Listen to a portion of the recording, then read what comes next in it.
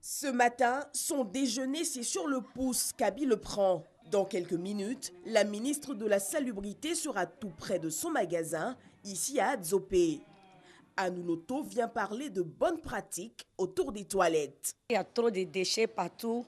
Nous, on a des puits ici. Quand il pleut là, l'eau prend ça pour aller dans les puits.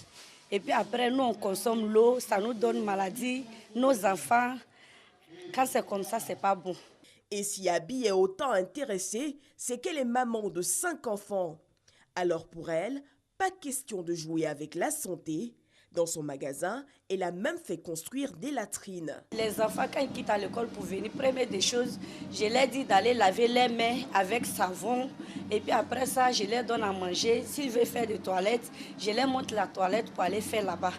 Je n'accepte pas parce qu'ils font des toilettes au dehors, parce qu'à cause de la santé. Au-delà de l'impact sur la santé et l'assainissement, l'utilisation des latrines en zone rurale est une source importante de revenus. Pour pisser, c'est 100 francs, 50 francs.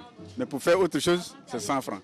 Une réalité sur laquelle s'appuie cette édition 2016, Toilettes pourvoyeuses d'emploi. En créant des toilettes privées, est-ce que vous savez que vous êtes en train de créer un petit business? On paye 50 francs, on paye 100 francs, on nettoie, on protège la santé et on garde le cadre de vie propre.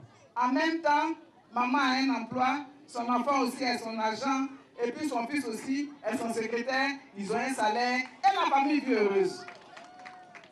Pour le représentant de l'UNICEF qui accompagne la délégation, c'est en inculquant à la base aux enfants les bonnes pratiques d'hygiène que la sensibilisation impactera les mentalités. À sa suite, le ministre Patrick Haché, ministre des Infrastructures, fils de la localité, a salué l'initiative de Anouloto. L'eau est source de vie, donc on boit de l'eau. Mais quand on a fini de boire, cette eau est évacuée.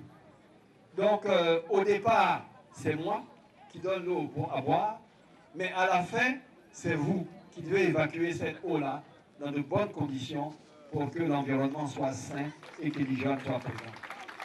Anouloto a par ailleurs plaidé pour une prise de conscience véritable des populations. Depuis quelques années, une compétition est initiée par le ministère. Elle célèbre la ville la plus propre du pays.